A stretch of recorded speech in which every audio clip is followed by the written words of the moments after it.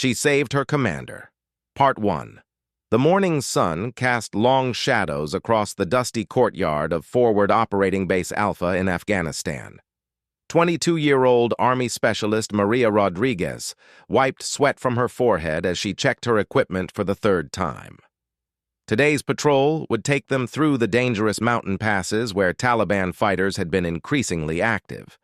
Maria had joined the Army 2 years earlier, driven by a desire to serve her country and escape the poverty of her childhood in East Los Angeles.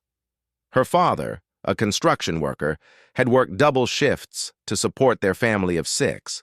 Her mother cleaned office buildings at night. Education seemed like a distant dream until the Army recruiter visited her high school, promising training, education benefits, and a chance to make a real difference. Now, thousands of miles from home, Maria served as a medic with the 101st Airborne Division. Her unit was stationed at one of the most dangerous outposts in the region, where attacks came almost daily. The base sat on a strategic hill overlooking a valley that served as a major supply route for insurgent forces. Holding this position was crucial for coalition forces, but it came at a heavy price. Commander Jake Morrison was a decorated officer with 15 years of military experience. At 37, he had served 3 previous tours in Iraq and Afghanistan. His men respected him for his tactical brilliance and his unwavering commitment to bringing every soldier home alive. Morrison had a wife and 2 young children back in Ohio, and he carried their photograph in his chest pocket during every mission. The relationship between Morrison and his troops was built on mutual trust. He never asked them to do anything he wouldn't do himself, and he had personally saved several soldiers' lives during previous engagements. Maria had served under his command for 8 months, and she had learned to read his moods and anticipate his needs during combat situations. On this particular morning, intelligence reports indicated increased enemy movement in the valley below their position. Morrison gathered his squad of 12 soldiers for a briefing in the command bunker. The concrete structure, reinforced with sandbags and steel plates, served as their headquarters and offered protection from mortar attacks. "Listen up, people," Morrison began, pointing to a map spread across a wooden table. "We've got reports of a Taliban cell moving weapons through Grid Square 247. Our mission is to intercept them and gather intelligence on their supply network." Maria studied the map carefully. The route would take them down a treacherous mountain path, through a narrow canyon, and into an area where coalition forces had limited air support. The terrain was perfect for ambushes, with countless caves and rocky outcroppings where enemies could hide. Sergeant Williams, Morrison's second-in-command, raised a concern about the mission timing. "Sir, wouldn't it be better to wait for additional air support? The Apache helicopters won't be available for another 6 hours." Morrison considered this carefully. He weighed the risks against the intelligence value of catching the weapons shipment. "Negative, Sergeant. By then they'll be long gone. We move out in 30 minutes.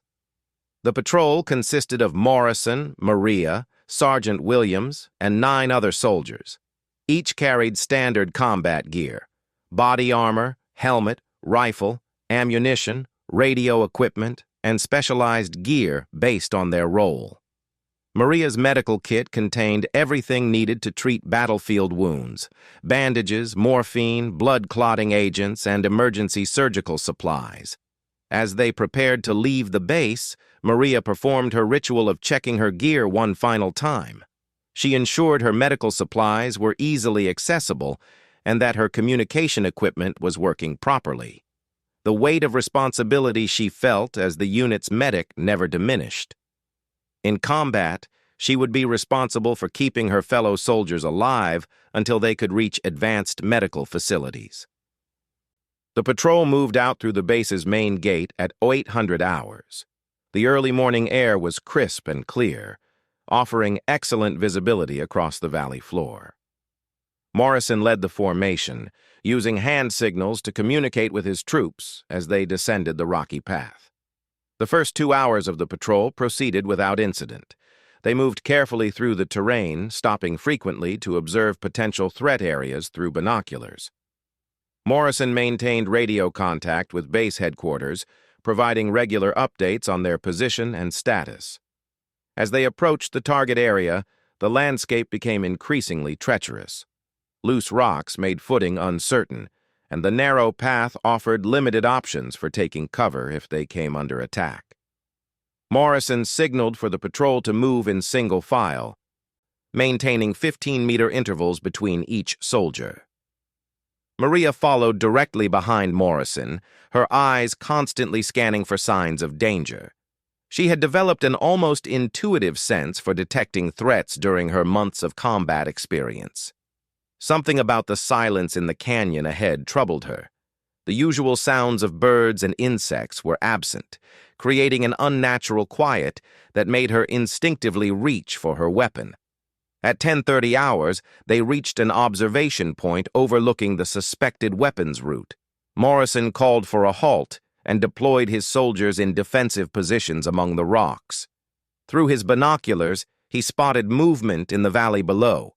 A convoy of 3 vehicles was making its way along the dirt road, moving slowly to avoid detection. "Target acquired," Morrison whispered into his radio. 3 vehicles, approximately 8 to 10 personnel visible. The plan was to observe and gather intelligence rather than engage directly. However, as Morrison continued his surveillance, he noticed something that changed everything. The convoy had stopped, and several figures were unloading what appeared to be heavy weapons from the vehicles. "Base, this is Alpha 6, Morrison reported. "Target is deploying crew-served weapons. Request immediate air support." The response crackled through his radio. "Alpha 6, air support is unavailable for another 4 hours. Continue surveillance and report." Morrison faced a difficult decision. The weapons being deployed could be used to attack coalition convoys or forward operating bases. Waiting for air support meant allowing a significant threat to escape. However, engaging with his small patrol would put his soldiers at considerable risk. As he weighed his options, Maria noticed movement on the ridge above their position. Sunlight had reflected off something metallic, catching her attention. She focused her binoculars on the area and spotted what appeared to be enemy fighters positioning themselves for an attack. "Sir," she whispered urgently to Morrison, "we've got movement on the high ground. I count at least 6 fighters, and they're moving to flank our position." Morrison immediately understood the tactical situation. His patrol was caught in a potential crossfire between the convoy below and the fighters above. They needed to move immediately or risk being trapped in a deadly ambush. "All units, prepare to move," he ordered quietly. "We're compromising our position in 30 seconds. But as Morrison began to signal his troops to withdraw, the sharp crack of rifle fire echoed through the canyon. The enemy fighters on the ridge had opened fire, and bullets began striking the rocks around the patrol's position. The mission had suddenly transformed from surveillance to survival. Morrison immediately took charge of the tactical situation, directing his soldiers to defensive positions while calling for suppressive fire against the enemy positions. The sound of automatic weapons filled the air as both sides engaged in a fierce firefight.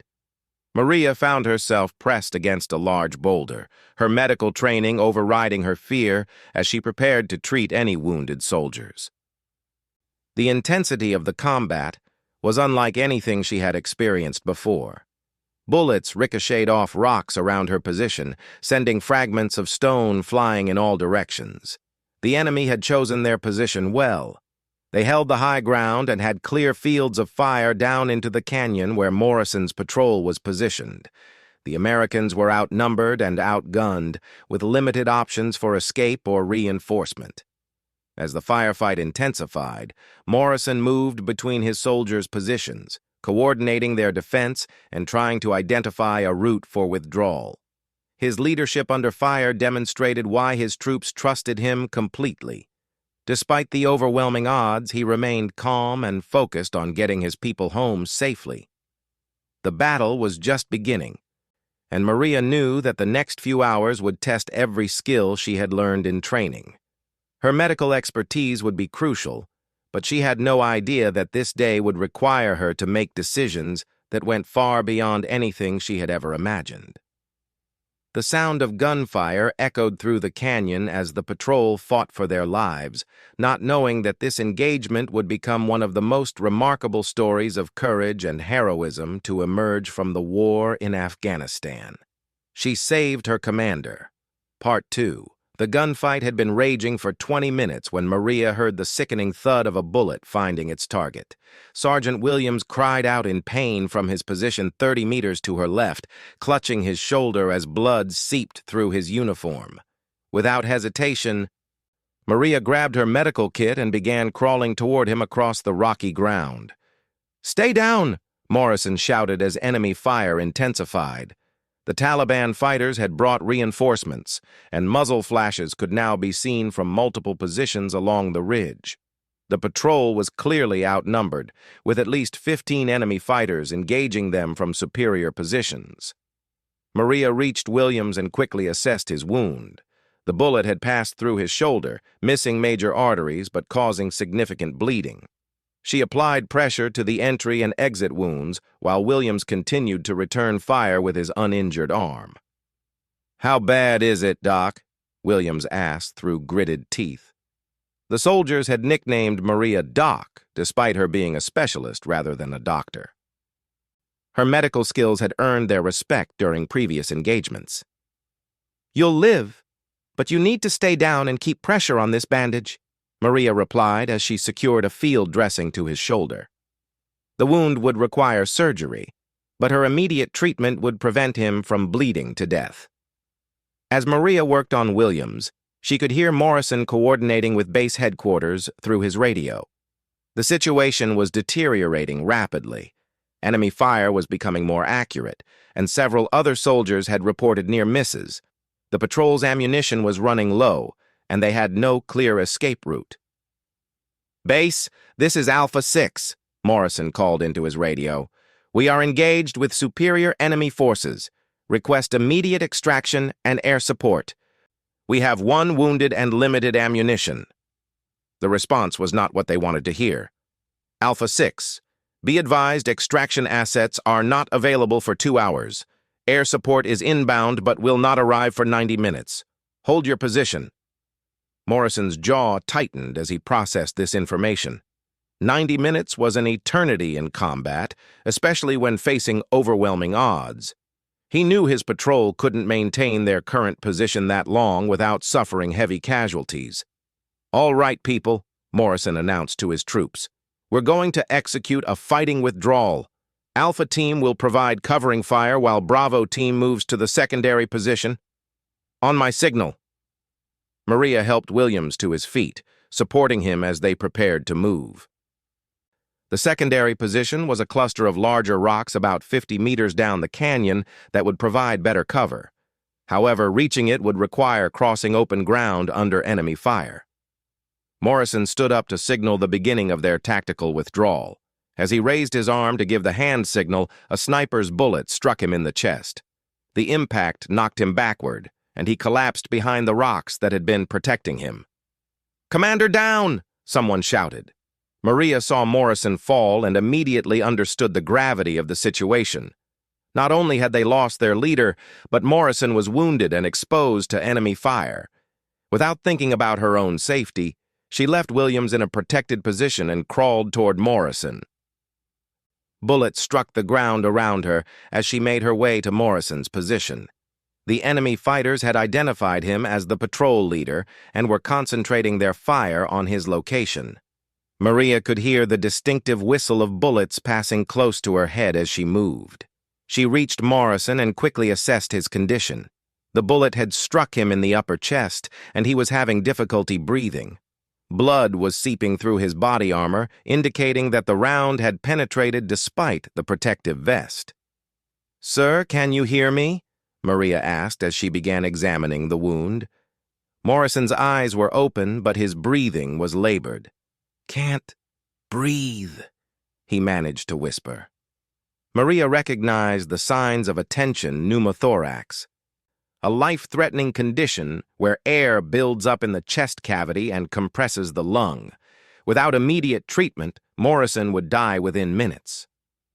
Working under intense enemy fire, Maria retrieved a needle decompression kit from her medical supplies. This procedure would relieve the pressure in Morrison's chest, but it required precision and calm under the most stressful conditions imaginable. "Sir, I need to decompress your chest. This might hurt, but it will help you breathe," Maria explained as she located the correct anatomical landmarks. With bullets striking the rocks around them, Maria inserted the needle between Morrison's ribs. Almost immediately, she heard the hiss of escaping air, and Morrison's breathing became less labored. The procedure had worked, but it was only a temporary solution. Morrison needed immediate evacuation to a medical facility. "Thanks, Doc," Morrison whispered, his voice stronger now that he could breathe more easily. However, their situation remained desperate. With Morrison wounded and unable to command, the patrol was leaderless and still trapped by superior enemy forces. Sergeant Williams was also wounded and couldn't assume command effectively. Maria realized that someone needed to take charge of the situation immediately.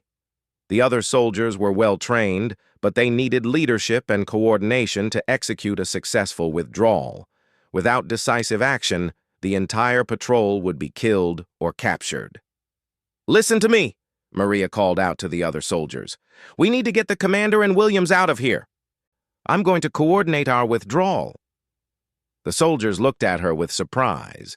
Maria was the junior member of the patrol, and military protocol didn't normally place medics in command positions. However, her calm demeanor and clear thinking under fire had earned their respect. "Private Johnson and Private Martinez, you provide covering fire from this position," Maria directed. "Everyone else, we're moving to the secondary position in 2 groups. First group moves on my signal." As she organized the withdrawal, Maria noticed Morrison trying to reach for something on his belt. She looked and saw that he was pointing toward his sidearm, a 9mm pistol in a holster on his hip. "Take it," Morrison whispered to her. "You might need it." Maria hesitated for a moment. She was a medic, trained to save lives rather than take them. However, she understood Morrison's reasoning. If their withdrawal failed and they were overrun, she might need the weapon to protect the wounded or defend herself. She removed Morrison's pistol from its holster and secured it in her own gear. The weight of the weapon felt strange and significant. For the first time in her military career, Maria was carrying a sidearm in addition to her rifle. "First group, move now!" Maria shouted. 3 soldiers sprinted toward the secondary position, while Johnson and Martinez provided covering fire. Enemy bullets kicked up dust around the running soldiers, but they reached safety without being hit. "Second group, get ready!" Maria called out. She helped Morrison to his feet, supporting him as they prepared to move. Williams, despite his shoulder wound, insisted on providing covering fire for their withdrawal. The loyalty and courage of these soldiers impressed Maria even in the midst of this desperate situation. "Go," Maria shouted. The second group began their movement toward safety, with Maria half carrying Morrison across the exposed ground. Enemy fire was intense, and she could hear bullets passing close to them as they ran. Halfway to the secondary position, Morrison stumbled and nearly fell. Maria caught him and realized that he was losing consciousness from blood loss. His face had become pale, and his breathing was becoming shallow again. They had to reach cover immediately, but Morrison couldn't continue on his own. Maria made a split-second decision that demonstrated her courage and determination. She threw Morrison over her shoulder in a fireman's carry and continued running toward safety. The additional weight made her movement slower and more labored, but Maria's physical training and adrenaline gave her the strength to continue. She could hear Morrison's labored breathing in her ear as she carried him across the dangerous ground. Enemy fighters had noticed their movement and were concentrating their fire on Maria and Morrison. Bullets struck the ground all around them, and Maria could feel the heat from one round that passed inches from her face. With her last burst of energy, Maria dove behind the rocks of the secondary position, landing hard on the ground with Morrison still on her shoulder. They had made it to safety, but Morrison's condition was deteriorating rapidly. The other soldiers helped Maria get Morrison into a protected position behind the largest boulder. She immediately resumed treating his wounds, checking the needle decompression site and applying fresh bandages to control bleeding. "Status report?" Maria called out to the other soldiers. "Johnson took one in the leg, but it's not serious," someone reported. "Everyone else is okay, but we're down to our last magazines." Maria looked at her watch and realized that only 40 minutes had passed since the firefight began. They still had at least 50 minutes before air support would arrive, and their ammunition situation was critical. The enemy fighters seemed to recognize that the Americans were in a weakened position. The volume of incoming fire was increasing, and Maria could hear voices in the distance as more fighters arrived to join the attack. She looked down at Morrison's pistol on her belt and realized that this weapon might soon become very important. The situation was about to become even more desperate, and Maria would need every advantage she could find to keep her fellow soldiers alive. The secondary position provided better cover, but it was not impregnable. If the enemy fighters decided to assault their position, the patrol's small numbers and limited ammunition would make defense very difficult. Maria checked Morrison's pulse and breathing. He was stable for now, but he needed advanced medical care soon. She looked at the faces of the soldiers around her and saw a mixture of fear, determination, and trust in her leadership. The young medic from East Los Angeles had never imagined that her military service would place her in command of a desperate combat situation. However, her training, courage, and quick thinking had already saved Morrison's life and kept the patrol together. The hardest part of their fight was still ahead, and Maria would soon face decisions that would test every aspect of her character and training. The pistol on her belt would play a crucial role in the events to come. She saved her commander. Part 3. The enemy assault began at 11:45 hours. Maria heard the distinctive sound of footsteps on loose rocks as Taliban fighters began moving down the canyon walls toward their position. Through gaps in their rock fortification, she could see muzzle flashes getting closer as the enemy fighters advanced under covering fire from their comrades on the ridge. "They're coming!" Private Johnson whispered urgently. Maria quickly assessed their tactical situation. Morrison was unconscious from blood loss, Williams could barely use his weapon due to his shoulder wound, and Johnson was limping from his leg injury. Of the original 12-man patrol, only 8 soldiers remained combat effective, and their ammunition was critically low. "Everyone check your ammo count," Maria ordered quietly. The reports confirmed her fears. Most soldiers had fewer than 30 rounds remaining, and some were down to their last magazine. At current consumption rates, they would be defenseless within 15 minutes of heavy fighting.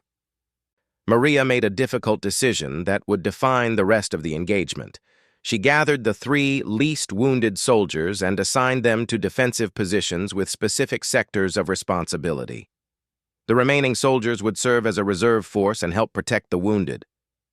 "Listen carefully," Maria told her troops. "We're going to make every shot count. Don't fire unless you have a clear target and aim for center mass. Our job is to hold this position until air support arrives." As she spoke, Maria unconsciously rested her hand on Morrison's pistol. The weapon had become a symbol of the responsibility she carried for her fellow soldiers' lives.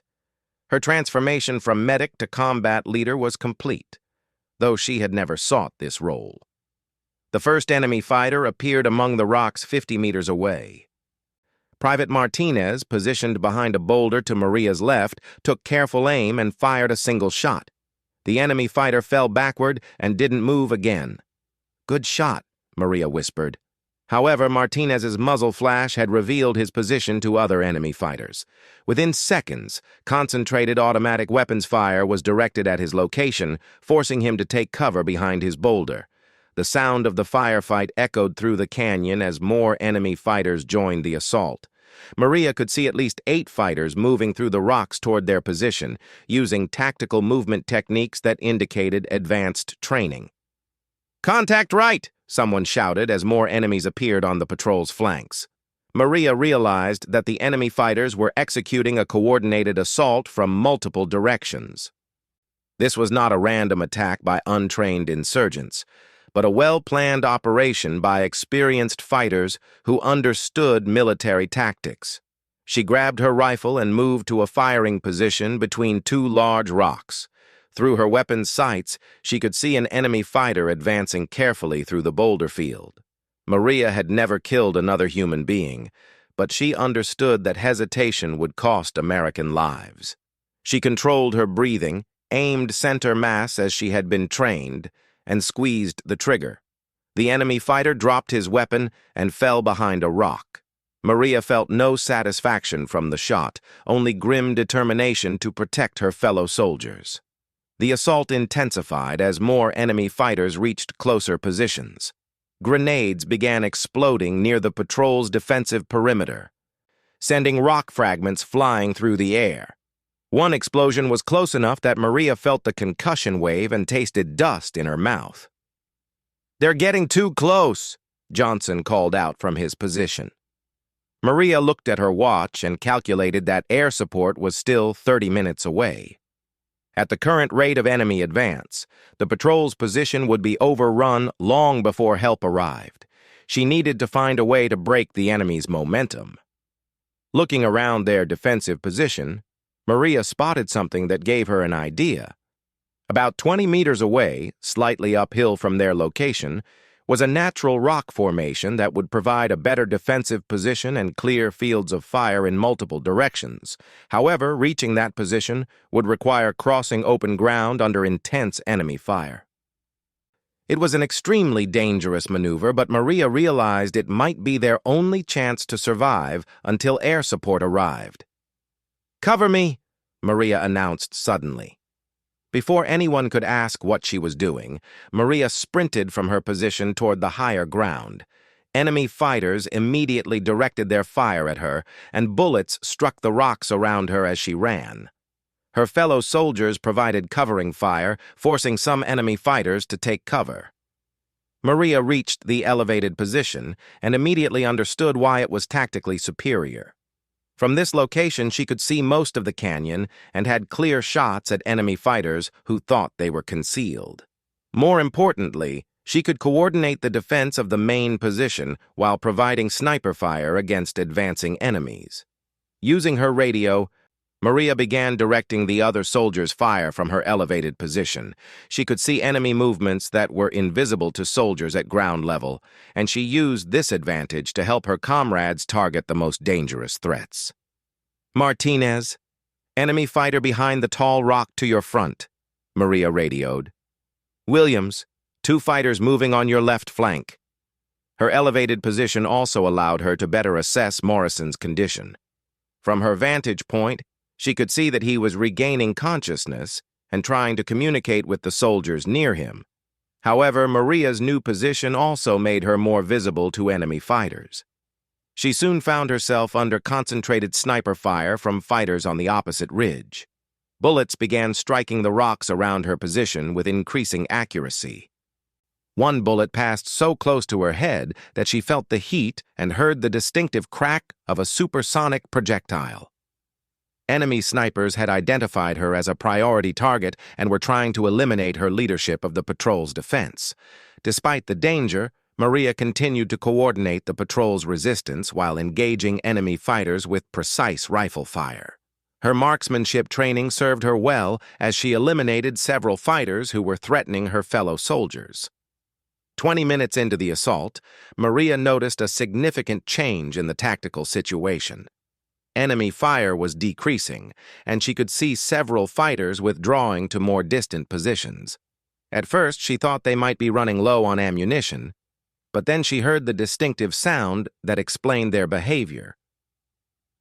The deep thrum of helicopter rotors echoed through the canyon as Apache attack helicopters appeared over the ridge. Air support had arrived 15 minutes early, and the enemy fighters were retreating to avoid being caught in the open by helicopter gunships. "Air support is on station," Maria radioed to her patrol. "Maintain your positions and identify yourselves with signal panels." The Apache helicopters immediately began engaging enemy positions on the ridge with 30mm cannon fire and Hellfire missiles.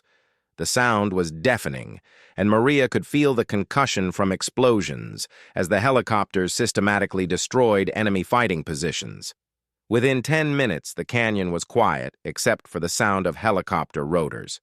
The enemy fighters had either been killed or had retreated deeper into the mountains. The immediate threat to the patrol was over. Maria carefully made her way back down to the main defensive position, where she found Morrison sitting up and talking with the other soldiers. His color had improved, and he seemed alert despite his injuries.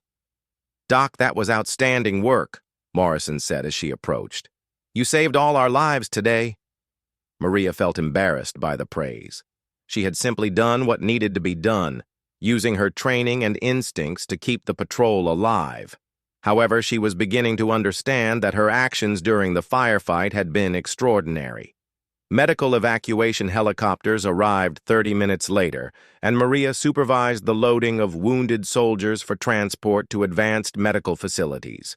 Morrison, Williams, and Johnson would all recover fully from their injuries thanks to her immediate medical treatment under fire. As the helicopters departed with the wounded, Maria finally had time to process what had happened. She looked down at Morrison's pistol, still secured to her gear, and realized that this weapon had become a symbol of her transformation from medic to combat leader. The after-action report filed by Morrison and witnessed by the other soldiers documented Maria's extraordinary courage and leadership during the engagement. Her actions had prevented the loss of multiple American lives and demonstrated tactical skills far beyond her rank and experience. 3 months later, Maria Rodriguez received the Silver Star for gallantry in action, making her one of the youngest female soldiers ever to receive this prestigious award. The citation specifically noted her medical treatment of wounded soldiers under fire, her assumption of leadership during a critical situation, and her tactical coordination of the patrol's defense. However, the real recognition came from her fellow soldiers, who credited Maria with saving their lives through her courage and quick thinking. They continued to call her Doc, but now the nickname carried additional respect for her combat leadership abilities. Morrison recovered fully from his wounds and returned to duty 6 months later. He specifically requested that Maria be assigned to his unit, recognizing her exceptional abilities as both a medic and a combat leader. Their partnership would continue through several more successful missions in Afghanistan. The story of how Specialist Maria Rodriguez saved her commander, took his weapon, and led a desperate defense against overwhelming odds became legendary within the 101st Airborne Division. Her example inspired other female soldiers and demonstrated that courage and leadership could emerge from unexpected sources during critical moments. Maria's journey from the streets of East Los Angeles to battlefield heroism in Afghanistan illustrated the transformative power of military service and the extraordinary potential that exists within ordinary people when they are tested by extreme circumstances. Years later, when Maria had become a senior non-commissioned officer, she would tell young soldiers that heroism wasn't about seeking glory or recognition. Instead, it was about doing what needed to be done to protect the people who depended on you, regardless of personal risk or military protocol. The pistol that Morrison had given her during that desperate firefight remained with Maria throughout her military career, serving as a reminder of the day when a young medic from Los Angeles became a legend through her courage, determination, and unwavering commitment to her fellow soldiers. Her story proved that true leadership could emerge from any rank during moments of crisis, and that the most unlikely heroes often performed the most extraordinary acts of valor when their comrades' lives hung in the balance.